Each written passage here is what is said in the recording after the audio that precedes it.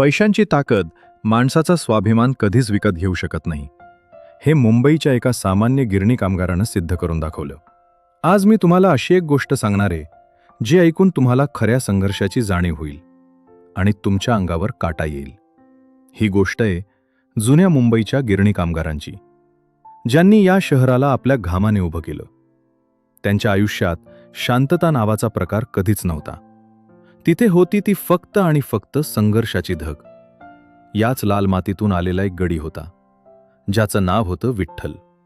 अंगापिंडानं एकदम मजबूत आणि विचारानं दगडासारखा पक्का असा हा तरुण.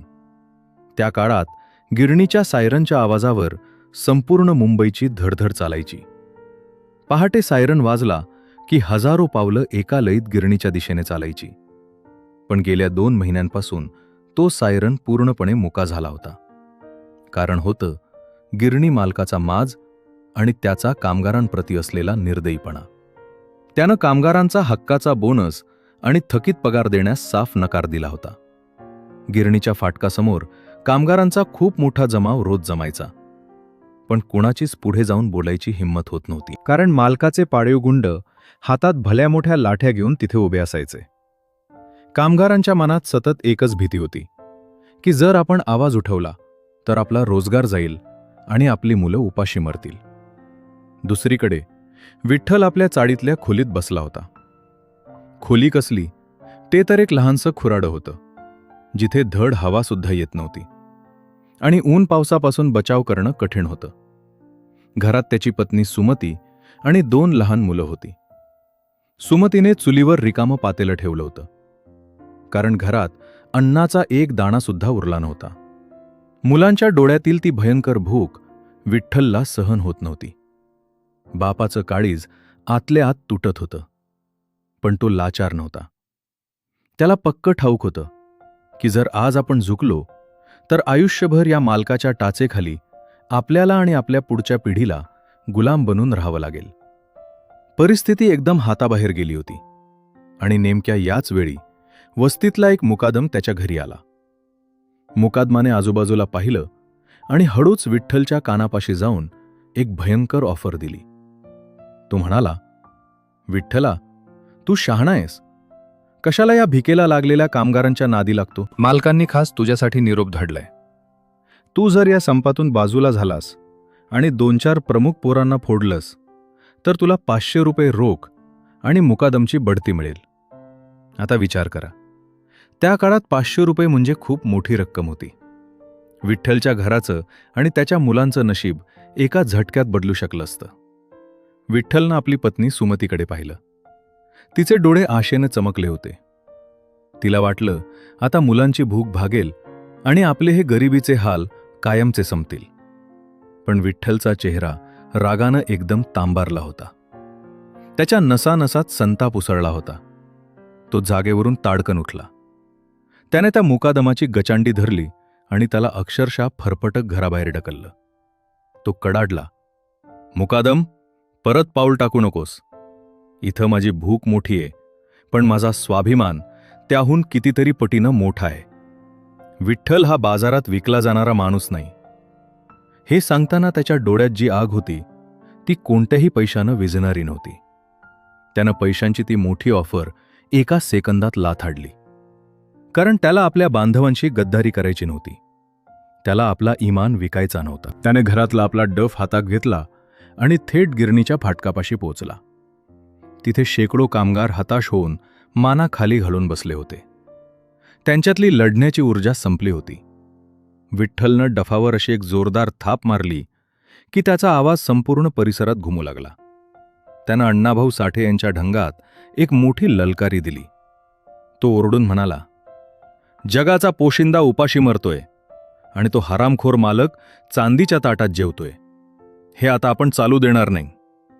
विठ्ठलच्या आवाजातील ती तडफ आणि तो संताप बघून त्या हताश झालेल्या कामगारांच्या मेलेल्या आशा अचानक जिवंत झाल्या. त्यांच्या अंगात एक नवीन ऊर्जा संचारली. एका बाजूला मालकाची प्रचंड ताकद आणि पैसा होता, तर दुसऱ्या बाजूला विठ्ठलचा आणि कामगारांचा स्वाभिमान होता. संघर्षाची ही ठिणगी आता एक मोठा वणवा बनणार होती, ज्यानं तो अन्याय जाळून खाक केला असता. खऱ्या नेतृत्वाची ओळख संकटाच्या वेळीच होते. आणि जेव्हा माणूस स्वतःच्या स्वार्थापेक्षा समाजाचा विचार करतो तेव्हाच तो खरा नायक बनतो. मालकाच्या भाडोत्री गुंडांनी त्याला मरेपर्यंत मारलं आणि रस्त्यावर फेकून दिलं. पण दुसऱ्या दिवशी सकाळी तोच माणूस रक्ताने माखलेला असतानाही पुन्हा एकदा मालकाच्या छातीवर पाय देऊन उभा राहिला. हा प्रसंग ऐकायला एखाद्या सिनेमासारखा वाटत असेल, पण ही एका खऱ्या संघर्षाची आणि कामगारांच्या घामाची गोष्ट आहे. संपाला बरोबर 15 दिवस झाले होते आणि परिस्थिती पूर्णपणे हाताबाहेर गेली होती. कामगारांची अवस्था एकदम बेकार झाली होती. घरात खायला दाना नव्हता आणि पोराबाळांच्या पोटाची खळगी भरण्यासाठी घरातली भांडीकुंडी सुद्धा विकायची वेळ आली होती. रोजच्या जगण्याचा संघर्ष इतका भयानक होता की उद्या काय खायचं हाच मोठा प्रश्न प्रत्येकाच्या चेहऱ्यावर स्पष्ट दिसत होता.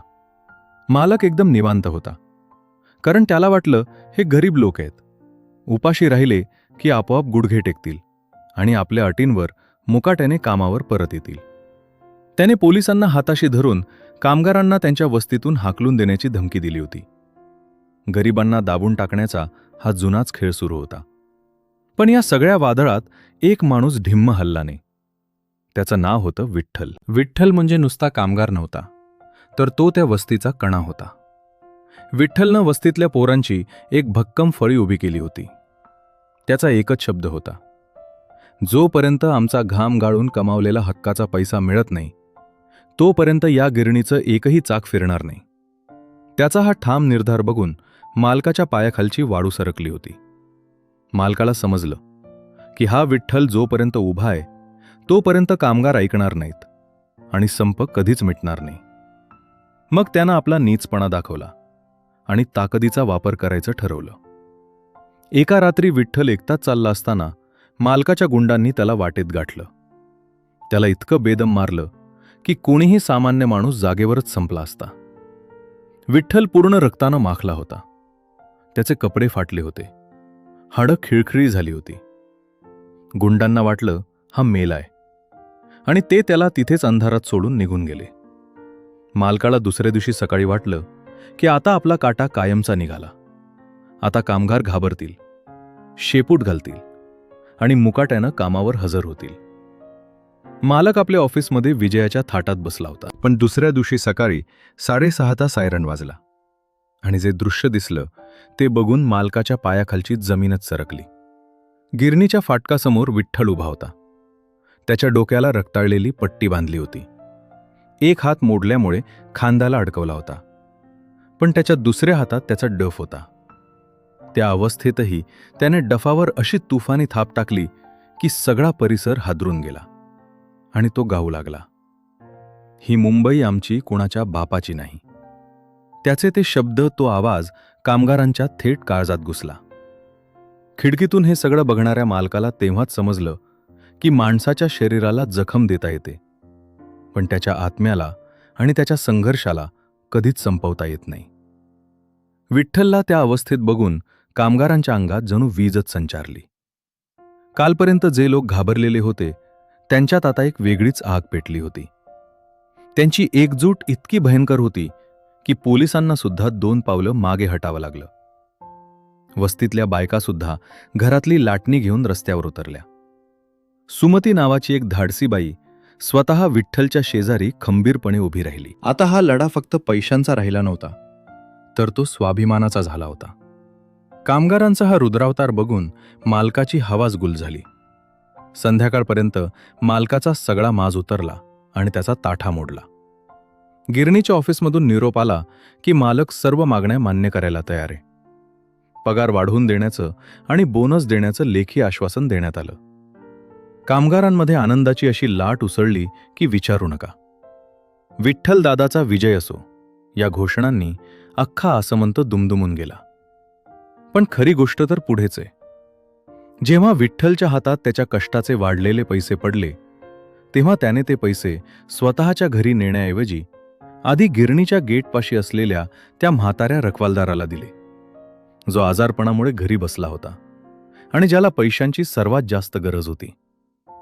विठ्ठलने त्या दिवशी सिद्ध केलं की अण्णाभाऊ साठे जे म्हणायचे ते 100% खरं होतं. पृथ्वी ही शेषनागाच्या मस्तकावर तरलेली नसून ती श्रमिकांच्या तळहातावर तरलेली आहे. विठ्ठलने आपल्या स्वाभिमानाने फक्त स्वतःचा पगार मिळवला नव्हता, तर हजारो कामगारांना ताठ मानेने आणि सन्मानाने जगण्याचा मार्ग दाखवला होता. त्या रात्री वस्तीत पुन्हा एकदा डफाचा आवाज घुमला. पण यावेळी तो आवाज संघर्षाचा नव्हता, तर तो एका ऐतिहासिक विजयाचा होता.